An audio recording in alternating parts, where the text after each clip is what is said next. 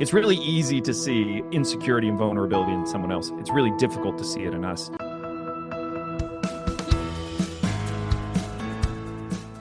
Hi, I'm Karl Vaters, and welcome to the Church Lobby, Conversations on Faith and Ministry.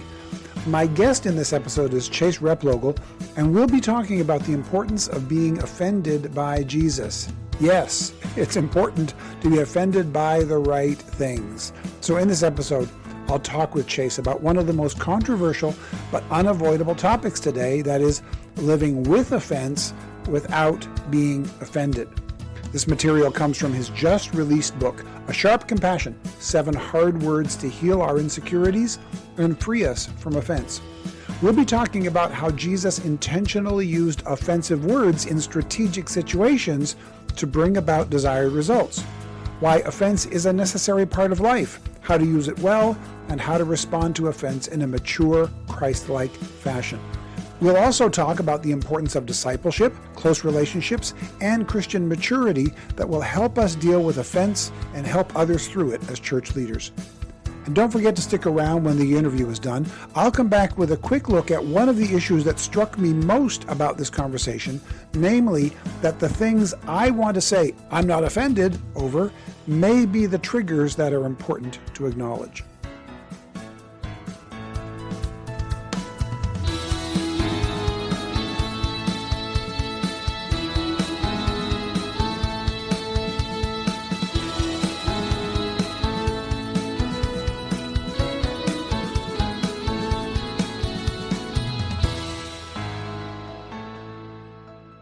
Well, Chase, welcome to the Church Lobby. It's good to have you here today.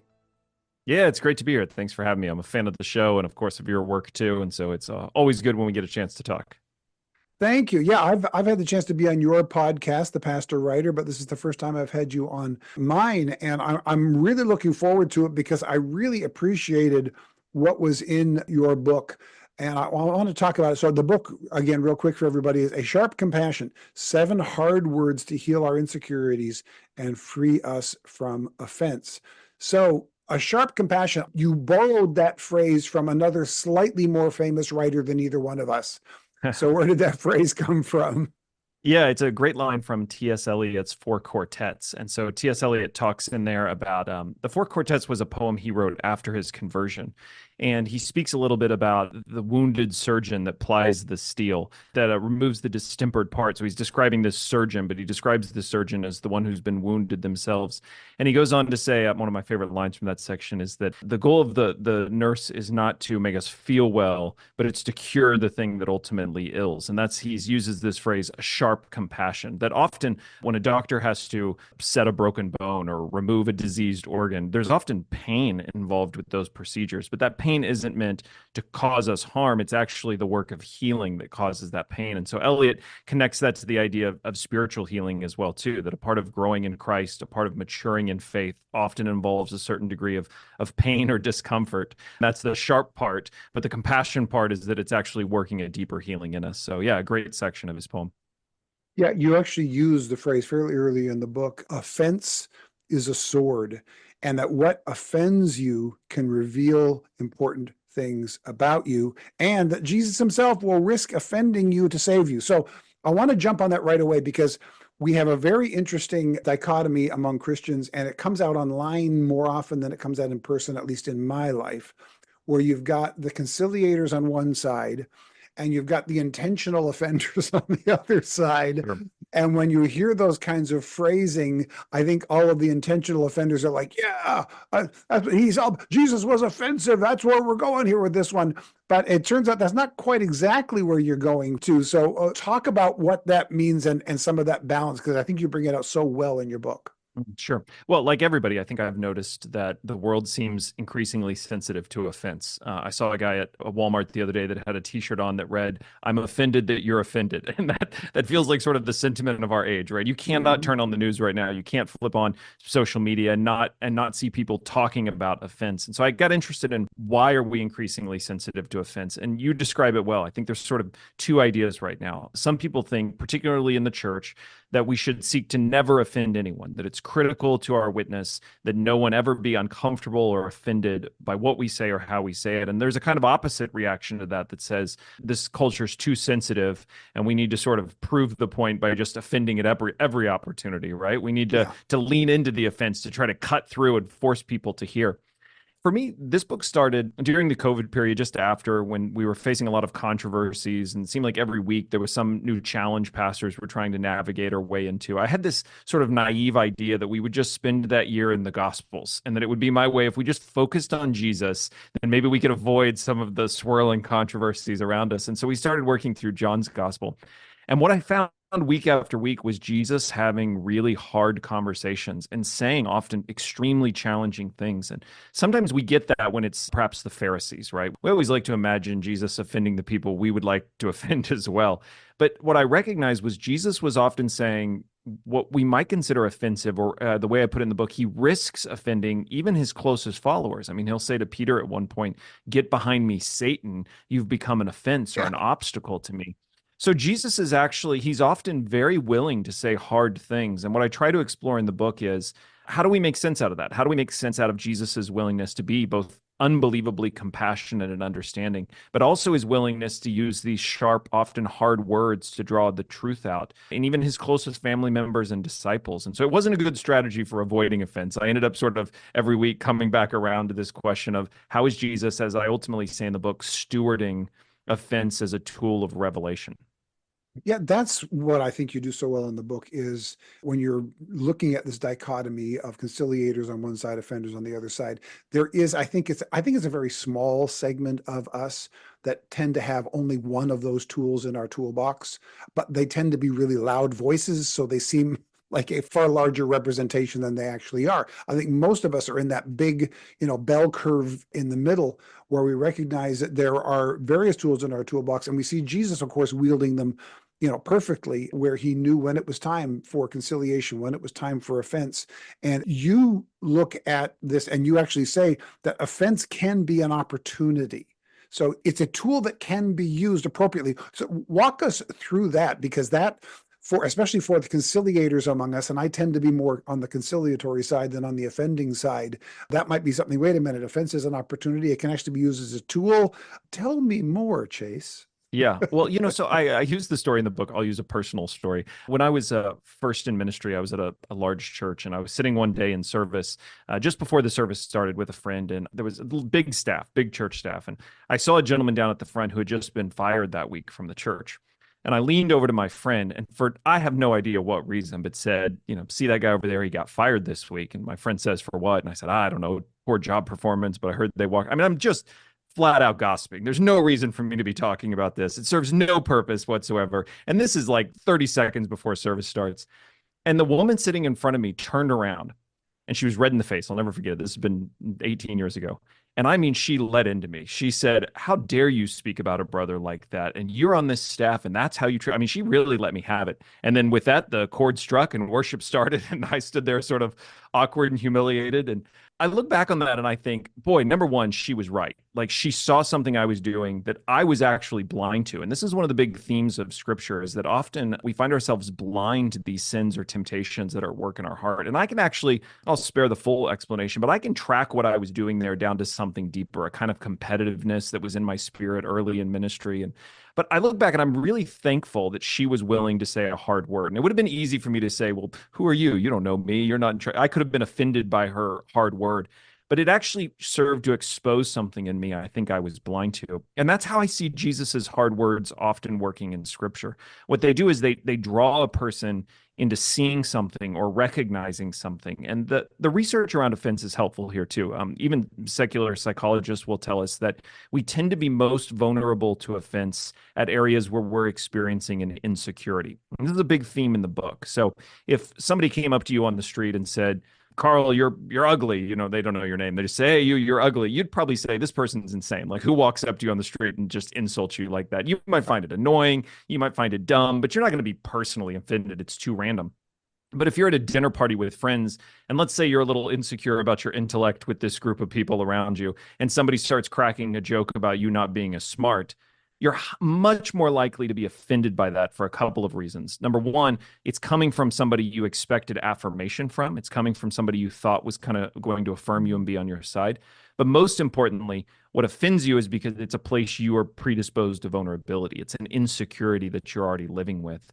And so we tend to be offended by things. And this is the part that if you're willing to overlook the offense and really consider it, it can become a kind of spiritual tool, because that reaction, that outrage, that offense you're feeling can be a good clue for perhaps things in your heart or your life that are insecurities, things that have not been fully secured in Christ. And I think Jesus is a great example of that. I mean, for as often, we can talk more about how Jesus, I think, stewards offense, but for as often as he risks offense, you don't see Jesus ever taking offense. I mean, all the way to the point where when he's hanging on the cross, being mocked and ridiculed, his heart is to say, Father, forgive them. They know not what they do. And what is it that makes Jesus so capable of not being offended, even by things that are legitimately offensive? And that's an important point. They're doing offensive things, but Jesus does not take offense at those things. Well, I think it's because Jesus has no insecurities. He's secured all of who he is, his full identity in God. And it's that securing of all things in God that really keeps him from stumbling into that temptation of offense. That's huge. Just the two examples you used, you're ugly or you're stupid, right? As two offensive statements. You're ugly wouldn't bother me because looks just have never been a big, but if you tell me I'm stupid, we're Yeah, gonna you have, feel that outrage start a little bit quick. Yeah. yeah, because my intelligence is something I value far more than my looks.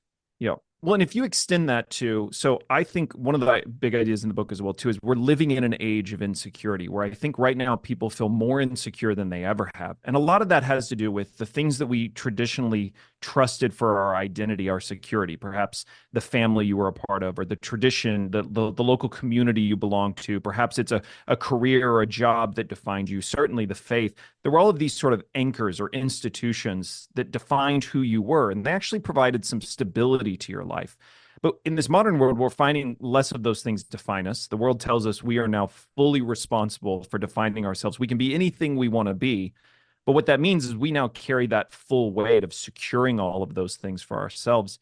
And I think we're feeling this as Christians too. There's a really interesting book Aaron Wren released a year or so back called Life in the Negative World. And he talks about how Christians used to live in what he calls a positive world. Generally in culture, it was considered a positive thing to be a Christian. And then we transitioned into what he calls the neutral world, where somebody might say, "Oh, I'm glad you worship Jesus. I like to hike national parks, or I like to do yoga." Everybody finds their own meaning. But he feels like we're increasingly living in a negative world where holding Orthodox Christian beliefs might now actually keep you from getting a job, or might actually cause you to lose respect in parts of culture. And so I think even Christians in this moment are finding themselves in a real place of insecurity. Some of the just credibility or the respect that we often had, I think we sense is no longer there. We feel new hostilities. And so it's really easy in the midst of all of that insecurity, as you were saying, to become supercharged or increasingly vulnerable to offense. We're constantly looking for affirmation. And when we find somebody questioning or threatening us at that place of insecurity, our reaction to that insecurity is often offense. Yeah, I'm tracking completely with what you're saying there. How then do we respond into the situation where Christianity, one of my recent articles talked about some of the hidden kind of silver lining advantages of living in a post-Christian society where, people who do go to church are usually doing it by choice and not just by habit, and they're more likely to be sincere in their faith and those kinds of things. But how then do we react in this situation where we're no longer viewed in many, many places and a growing number of places, not in the positive, that's gone for a while, but like you say, not even in the neutral anymore. It's probably been about 10, 15 years ago that I kind of was using the phrase, going to church is kind of like playing tennis. It was the phrase I would use. I was like, you like golf, I like tennis. Going to church is your tennis. Kind of, it's a neutral thing. But Mm-hmm. we're really not there anymore. And depending on where you are, you're going to feel this at different degrees. But that I'm a church-going, Bible-believing Christian, and then there are going to be a couple trigger subjects that is likely to bring up. And if you answer incorrectly on those trigger subjects, and incorrectly depends on who you're talking to, then it's more likely that they're going to perceive you in a negative light than even a neutral light. So how do we engage with people in those conversations where we're perceived automatically in a negative light by holding a Christian worldview. Yeah, I think one thing that's really important for me to say is I'm not suggesting that we sort of just live in a world where just nothing is offensive, right? We just, whatever Right. anybody says is just okay. I think it's really important to say people can do and say offensive things. We can recognize that as genuinely offensive or wrong. The real Right. question is, how do we respond to those things? And I don't think the answer is to just sort of ignore them or sort of just go along to get along. I think the world needs a clear and articulate Christian witness in those areas, often that require a hard word to our culture. But I don't think we will be able to do that if we are responding out of our own insecurity. I think we are, as Christians, are going to have to live secured in Christ. We're going to have an identity that's not dependent on the world's approval or on being well thought of or respected in circles. All of those places of vulnerability, we're going to have to work out in Christ so that we are in a position to be able to absorb that offense and not just simply respond out of offense. I think there's a good example of this in the gospel. So one of the things I did early on is I started to recognize this theme, the prominence of offense in the New Testament, as I was looking at just all the passages, which there's many, many more of them than perhaps people realize where offense comes up. But there's also, as willing as Jesus is to risk offense, there's a fascinating story where Jesus and Peter in Capernaum, and tax collector comes up to Peter and says, your master, Jesus, hasn't paid the temple tax.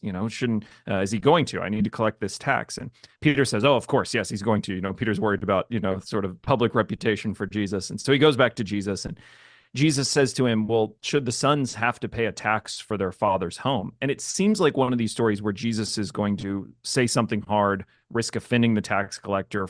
He's going to define what is true. Jesus shouldn't have to pay this tax. It's not required in the law. But then Jesus says to Peter, lest we offend him, go and catch a fish and open its mouth, and you'll find a coin inside, and use that coin to pay the tax. And Jesus, who is so often willing to risk offense, literally says, so that I won't give offense to this tax collector. And so you start working out, well, what is Jesus? Why is he concerned here? And I think it has to do with, this is not a question about revealing the heart of that tax collector. This isn't a personal question in which that man has come to Jesus. This is really about Jesus's rights. And Jesus is not willing to risk offending somebody to protect his own rights. He's not willing to say that hard word and risk offense just to be able to gain something for himself. Jesus is willing to give in this area so that he can not offend on this particular issue, because he wants to keep those opportunities of offense for the things that are most important. Kierkegaard talks about the essential offense. And this is the thing I think Christians really, we're going to have to figure out. The gospel is offensive to this culture. I mean, Paul tells us that, right? It's offensive. It's foolish. You see the way in which it's preached, and it leads people to be offense. The world often offends us as Christians, and we as Christians have a message that will offend the world. And so I think the way we respond to offense, the way we secure ourselves in Christ and refuse to be offended, can actually be a kind of witness. It can be doing unto others as we would have them do unto us. If we can show the world a secure position where we don't have to respond with outrage, does it earn us an opportunity then to speak that hard word, to offer that thing we know will also be offensive to the world? Yeah, it's easy to recognize when somebody else is offended, especially if we feel they're being offended inappropriately. But then it's quite often hard to acknowledge our own offense and to get our own emotions under control. Every once in a while, there'll be, again, online tends to be where this gets amplified. There'll be somebody who will, whatever the recent book happens to be out in the evangelical world that's trying to create some kind of a stir, right? And every once in a while, I'll see a response online. Well, the dog that yelps the loudest is the dog you hit. And it's like, how is it that we're so easy to recognize and point out when somebody else has been hit? But if you say, well, you're offended by that, immediately, no, I'm not. No, I'm not offended. Right? Like, why is it so hard to recognize that in ourselves? And why is it important to recognize that in ourselves? You've already talked through some of that, but let's walk through that a little bit more.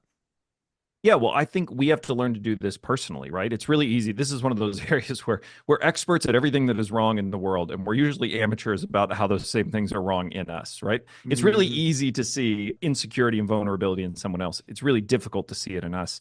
And that's why the Bible often associates this idea of offense with blindness. We tend to be blind to those obstacles in our path, those things that we stumble over, those offenses. And so in some ways we need to be offended. We need to feel that feeling of offense so that we can recognize, oh, this is an area of vulnerability for me. But at some point, it's really easy for this conversation. It was easy for this book. We actually struggled because at the beginning, is this a book about culture? Is this a book about the church responding to culture? But at the end, I think this is a book about us as individual Christians, because that's where we have to get this right. We have to each figure out how to recognize our own insecurities and vulnerabilities, how to steward offense, so not falling into those two ditches, either sort of just never giving offense or always giving offense. No, no, no. What's the essential offense? Are we willing to say the right hard word, but willing to sort of at times, take what is given to us when it's not serving that greater purpose? We have to be able to do that as individuals first, before I think we're in a position to then step out into the culture, particularly in places like social media, and start sharing our hard words, start sharing, the truth with the world around us. There's a great story towards the end of the book it's a Japanese story about a sword master. His pupil. So they've been, if you know anything about like Japanese craftsmanship, this is considered almost religious, right? Like this devotion to craftsmanship. Right. And this pupil of this sword maker has decided that he's now greater than his master and challenges him to this competition to create the greatest sword. And so the two men create these blades, and the test is they will suspend the blade in water and see what floats down to the blade and what it cuts. And the pupil puts his sword in the water and it cuts everything. The leaves that flow by, if a fish swims by, it cuts the fish. It even cuts the wind, it says. The blade is so sharp that everything that comes near it is cut. And the master puts his blade in the water and it'll cut the leaves that float to it, but nothing else. The fish swim right up to it and are unharmed. And so the pupil's convinced he has built the better sword because it's sharper. But there's a monk who's walking by who steps in and declares the master the real master, because he has created a blade that does what it's supposed to do, which is not cut everything, but cut what it is supposed to cut. That he has a kind of wisdom that's greater than just the ability to put a blade on a sword. And that's the kind of thing I think I hope I can grow in. I hope as pastors we can grow in. We don't just need to be good at speaking to the world. We need to know when and how and what to speak to the world. And look, I think as we continue to live in this negative world, there's going to be a lot of things to call this culture out for. There are plenty of them right now that I think are headed in the wrong direction.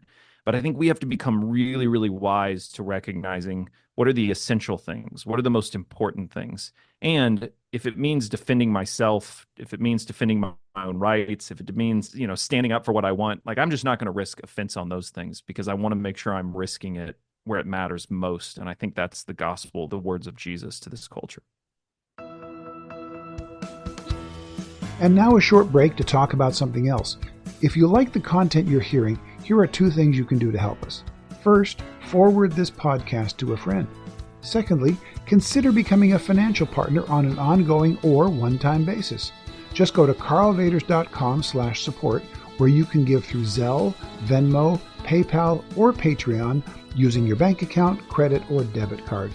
This will help us as we continue to put these resources into the hands of the people who need them the most. You mentioned as pastors, so let's get to that, because most of the audience here is going to be pastors or at least church leaders of some type. So how then do we take this idea and help people that we're leading, the people in the congregation or the ministry that we're overseeing, whatever it is, on two things? One, to recognize their own areas of offense so that they can own it, so that they can learn from it. Mm-hmm. And two, to know when to wield the weapon and how to wield it appropriately when it's time. I'll throw them both at you and you tackle whichever one in which order. Sure. you feel. Yeah. So first, on yourself, are there people in your life that are saying hard things to you? I think that matters. And how do you respond when somebody says something hard to you? That doesn't mean that the person's right. I'm not saying that just because somebody says something offensive, you have to receive that as truth. Perhaps they're wrong. But are you paying attention to your responses, your knee-jerk reactions? And do you have some people in your life who you have given permission to say challenging, hard things to? I have an older pastor friend that we do biweekly calls every 2 weeks. And, he asks really hard questions about my personal life, about my relationships, my marriage, about ministry.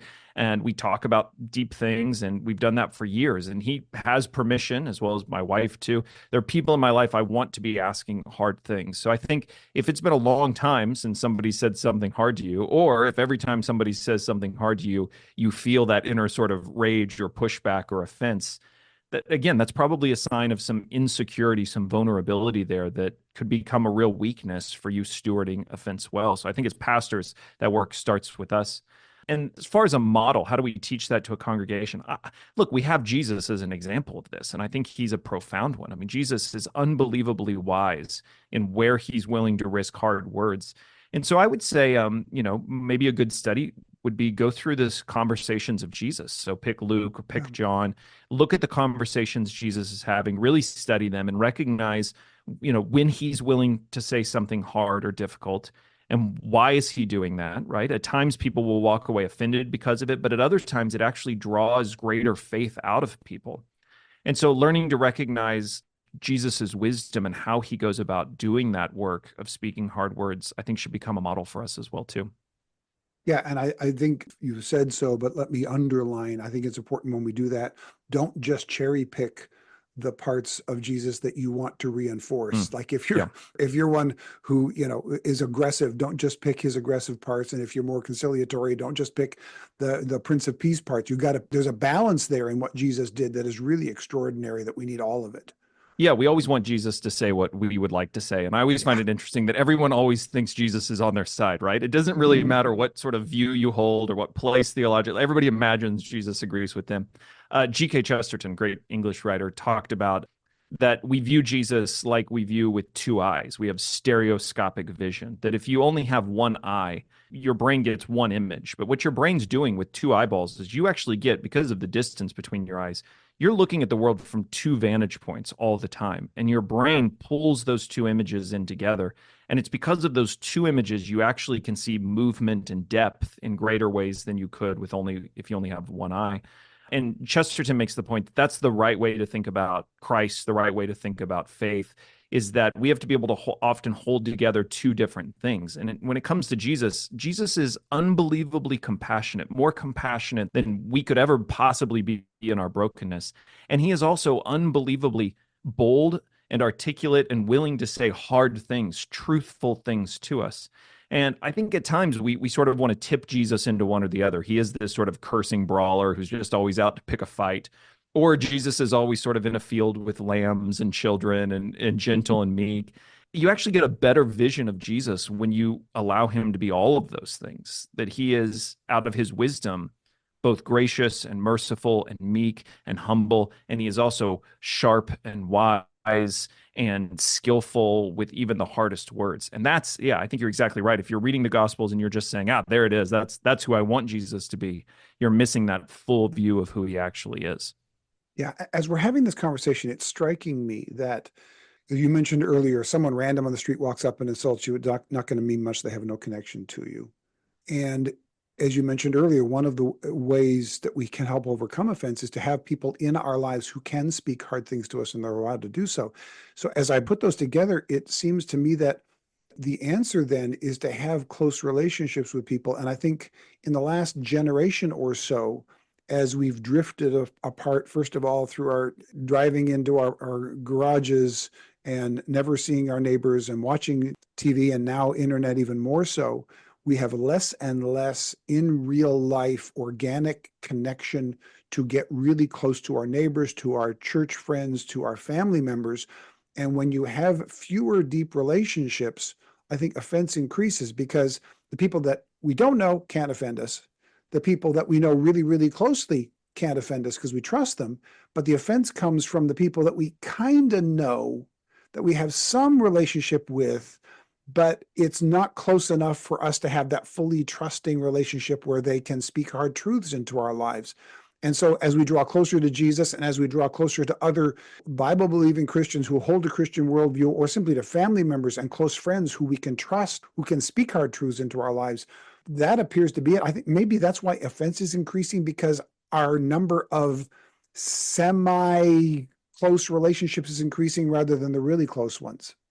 Yeah, well, you have this with social media. I think this is a great observation. We have friends, right, on social media, and they like things that we post, and then sometimes they say offensive things, and we find ourselves worked up by them.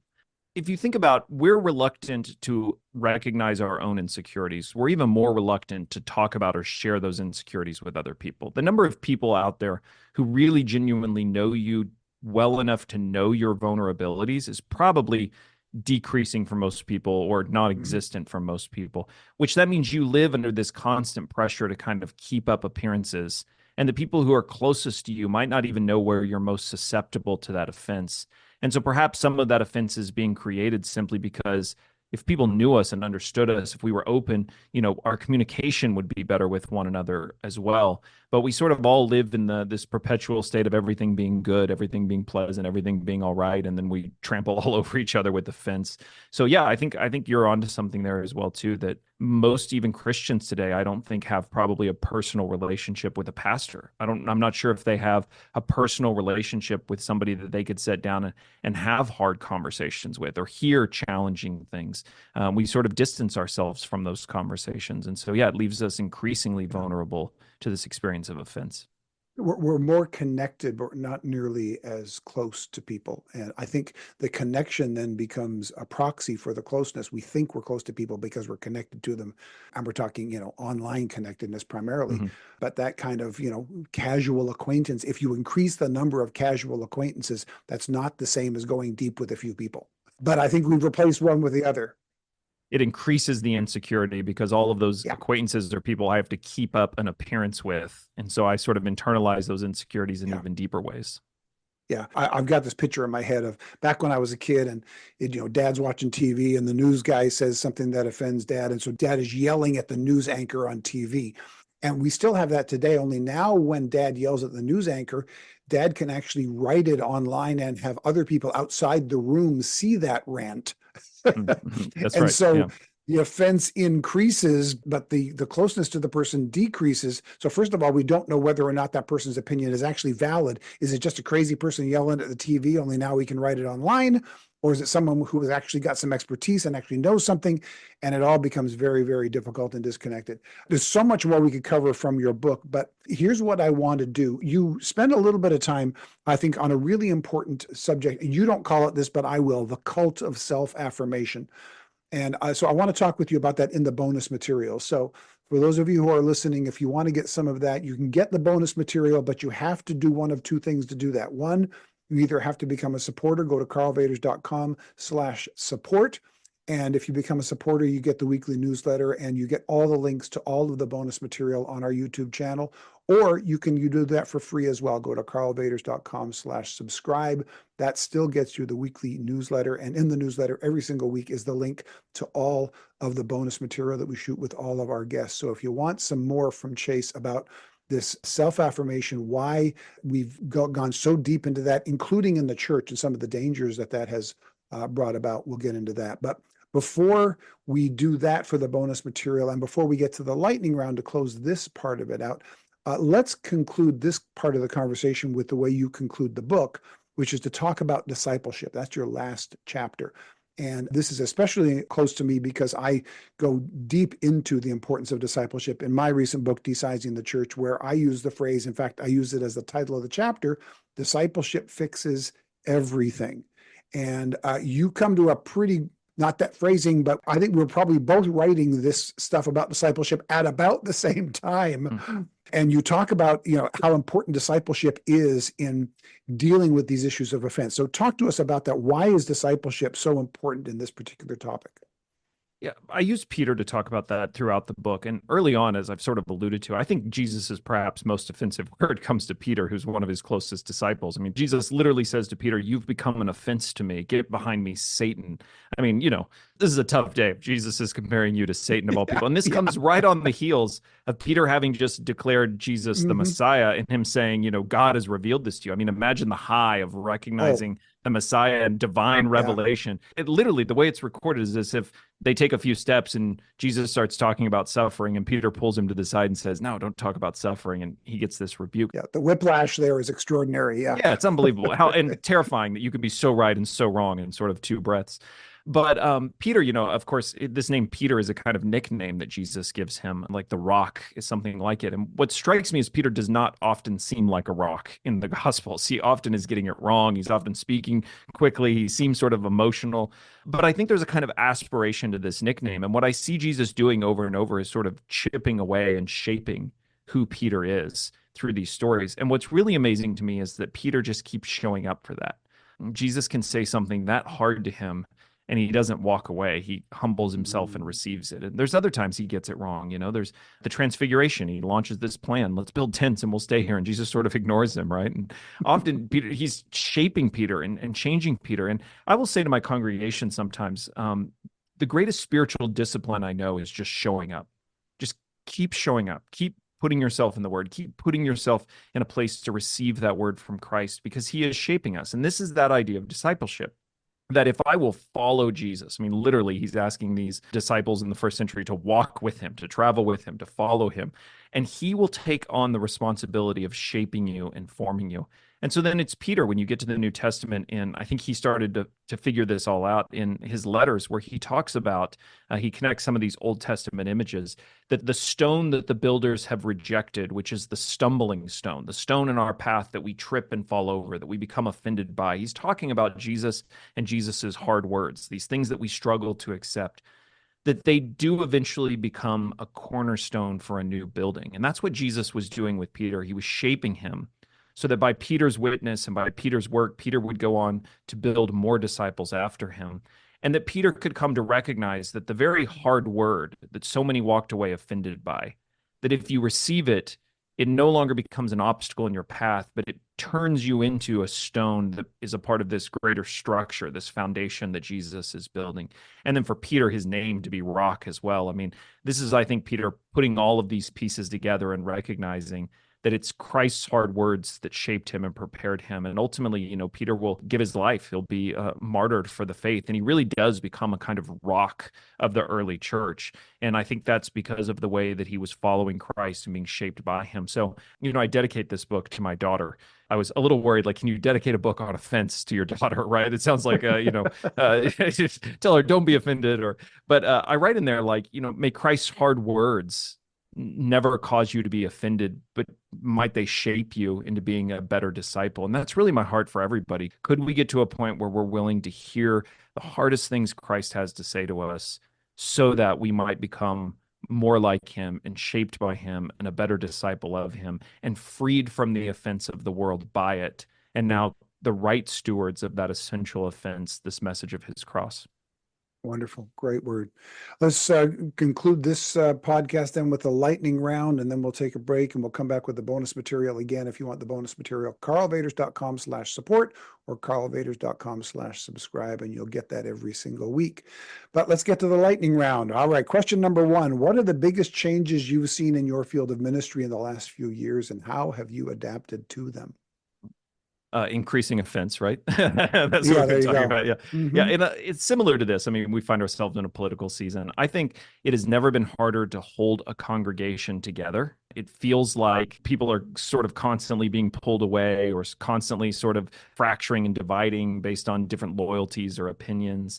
And so I think it's a season in which you and I think about pastoral ministry similarly. We're both in smaller church contexts. And it's actually a great time, although it's difficult, it's a great time for small church pastors because you have the opportunity to do that out of relationship, to know the people in your congregation, to build meaningful relationships, to build trust and credibility through those relationships. And I think that's the only thing that has the chance of holding a church together is those relationships and that love for Christ. And so, yeah, it's a real challenge I think we're facing right now, but I think small church pastors in particular are poised to do that well. Yeah, fully agree. Secondly, what free resource like an app or a website has helped you lately that you'd recommend for small church ministry? Ooh, free. How about very cheap? If you order a Okay. used copy of Dietrich Bonhoeffer's Life Together, that's a book I read at least once a year, if not more. Oh, yeah. And it's on this topic. What does it look like to live in community with one another? Bonhoeffer wrote it in the 40s before he was, of course, executed. But it's a really powerful book for ministers about what does it mean to lead a people. And so, yeah, or if you want it to be free, just ask me. I'll mail you my copy. I'm always giving them away too, right? So, but you can find them used online for probably $1. They're real small paperbacks, but that's a really important book. Yeah, it's a quick read. I haven't read it. Boy, it's got to be 30 years. I need to dig mine out and read it again myself. Yeah, That's you'll a be great glad you did. recommendation. Yeah. Third, what's the best piece of ministry advice you've ever received? Well, let's go with Bonhoeffer. I just sang the praise of that book. There's a place in that book where he talks about God hating visionary dreaming, which I remember in seminary reading that, and it just like, what do you do? Vision, this is what we're supposed to do as pastors. This is pastoral leadership. And he goes on to talk about how a pastor's dreaming of visions will lead him to make demands of the congregation and lead them to make demands of God. And ultimately, he'll set himself up as judge of himself.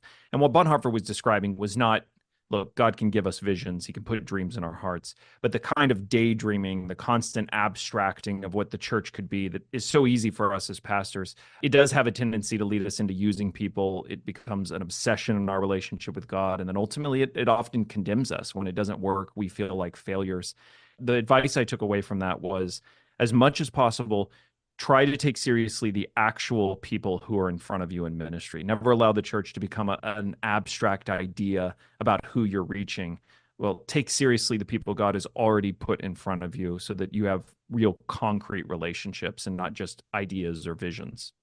Yeah, it's fascinating that Bonhoeffer quote is what you would use, because I haven't read Life Together in a good 30 years, but I remembered that line and looked it up and put it in Desizing the Church. That was the one thing from Bonhoeffer that I pulled, was that one. For some reason, it just You had to say me free, or else I would have recommended your book as a resource to pastors too. I am a genuine fan, and I've made it free because I've donated it to a few people. It's a great resource right now too.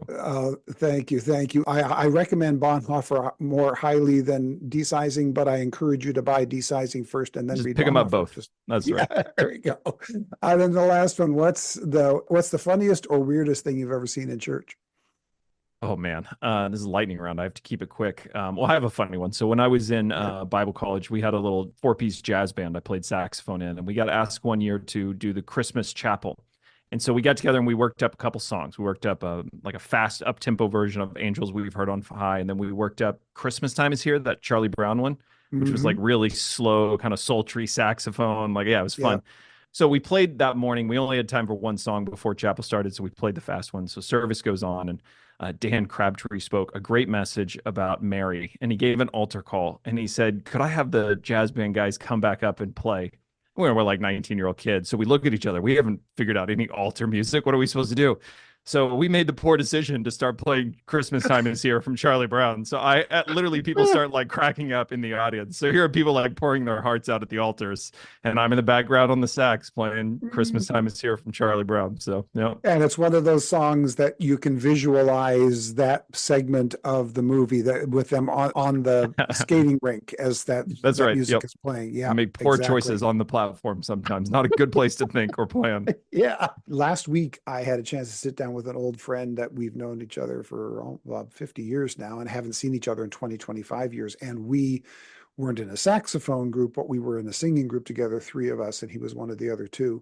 And we had a very similar experience where we'd done our entire repertoire. And then at the end, he said, why don't you come back and sing another song? And we looked at each other like, we don't have another song. But he was the one guy who could actually play guitar and sing. And he got up and did something impromptu, and he hadn't even remembered that. So finally, after almost 40 years after it happened, I got to thank him for something that he'd forgotten. He did well. Yeah, see, I needed someone to save me. He wasn't there, yeah. So I made a fool of myself. there you go. Yeah, you had someone who could do that better than I could. So, no, thank you so much, Chase, for your time today. Again, the title of the book, and I've got the printed copy here because I got an advanced copy, but it comes out, I think the week we're going to air this is the week that it comes out. So it's A Sharp Compassion. I really encourage people to get it. It goes deep, but it's easy to read. As you've heard already from Chase, he goes into some really important thinkers and Christian theologians, but he does it in a way that's very, very accessible. And I think will really help us to navigate these difficult paths between offense by starting with ourselves and our own response to that. So again, Chase, thank you for the book and thank you for your time today. Yeah, I'm honored to be on here. So thanks for all your work. It's been meaningful to me, and I hope the book's an encouragement to pastors and listeners. Thanks. Well, I keep coming back to the illustration that we talked about that you may have heard before. The dog that barks the loudest is the one that God hit. And I think that's an illustration of how it's so easy to see when others are offended, but it can really be hard to see where I've been hit and why. So my prime takeaway so far from this interview is that from now on, whenever I feel the need to say, I'm not offended, it probably means that someone has seen that I am offended and that I need to listen more carefully instead of pushing back against it. Knowing where I'm offended can help me better understand my own places of woundedness. It can also help me understand where I might be immature, where I need to work on, and where, with the help of Christ and His church, I can bring trusted leaders into my life who know me best and can help me mature in my faith. This episode was produced by Veronica Beaver. It was edited by Karl Vaters. Original theme music was written and performed by Jack Wilkins of jackwilkinsmusic.com. The graphic design is by Solomon Joy. And me, I'm Karl Vaters, and I hope to talk with you again in the church lobby.